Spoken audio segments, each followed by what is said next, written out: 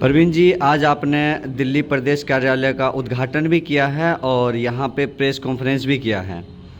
तो सबसे पहले मेरा सवाल ये है कि आज आप जो दिल्ली में बड़े बड़े पार्टियाँ हैं, जैसे भाजपा है, आम आदमी है, और आज आप कह रहे हैं कि जो हम समता पार्टी से चुनाव लड़ेंगे, तो क्या आपको पूर्णतः विश्वास है कि आपको टिकट मिल जाएंगे? 100% तो भैया लाइफ में कुछ नहीं होता है।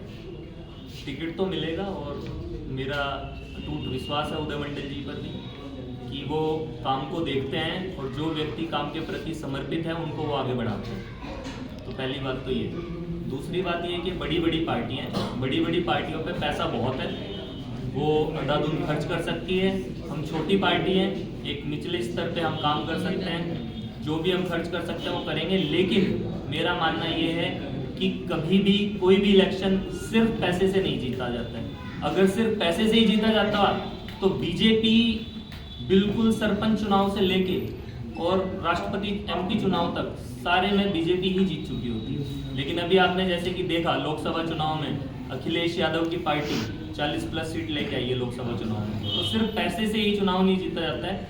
आपकी क्या विचार हैं, आप अपने क्षेत्र में क्या करना चाहते हैं, सारा कुछ उस पर डिपेंड करता है। तो जैसे कि आपने पार्टी में प्रदेश अध्यक्ष भी हैं, तो दिल्ली में 70 सीट हैं, तो आप टिकट देने के भी हकदार होते हैं। तो मेरा सवाल ये है कि आप कितने सीट से कैंडिडेट उतार रहे हैं और चुनाव लड़वा रहे हैं? देखो भैया क्या है, मैं पार्टी में आया हूँ 2 महीने से, ठीक है। अगर पार्टी में मैं पिछले 2 साल या 1 साल या 3 साल से जुड़ा होता तो जमीनी स्तर और निचले स्तर पर मैं बहुत अच्छे से काम कर चुका होता और पूरी दिल्ली में 70 की 70 सीटों पे हम चुनाव लड़वाते। लेकिन अभी फिलहाल जो मेरा मेन मोटिव है कि मैं 10 से 15 सीटों पे दिल्ली में चुनाव लड़ूं। बाकी निर्णय उदय मंडल जी के हाथ में है, वो इसकी समीक्षा करेंगे। जी। तो सर एक सवाल और है मेरा आखिरी, आपका सर चुनावी मुद्दा क्या होगा? सर चुनावी मुद्दे बहुत सारे हो सकते हैं। कभी भी चुनाव में कोई भी एक मुद्दा नहीं होता है। चुनावी मुद्दे बहुत छोटे से भी हो सकते हैं और बहुत बड़े भी हो सकते हैं। जैसे महिला सुरक्षा बहुत बड़ी चीज़ है दिल्ली के अंदर। उसके अलावा सफाई, मोहल्ले की सफाई, गली की सफाई, सिफर की सफाई, गलियों की सफाई, एजुकेशन, लाइब्रेरी, कम्युनिटी सेंटर, गाय का पन्निया खाना, कूड़ा खाना, स्कूलों में मिड डे मील, सड़कों पे फुटओवर ब्रिज।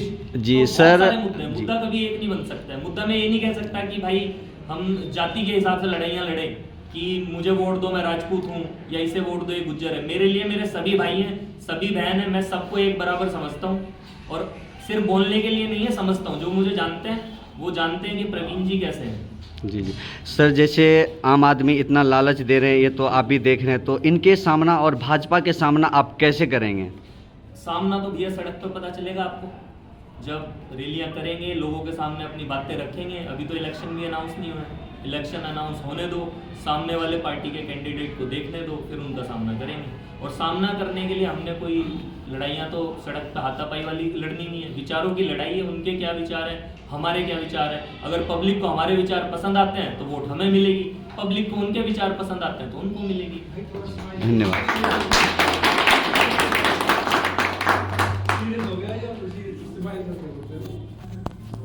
स्माइल वाला भी ले लो एक थोड़ा सा। बीच में बोल दिया करो ना, स्माइल करो। हाँ, पीछे से आवाज आनी चाहिए। ये तो अभी हम लोग आपस में बैठे हुए हैं ना। मैं ना भाई Actually क्या है ना? मैं एरिया को लेके ना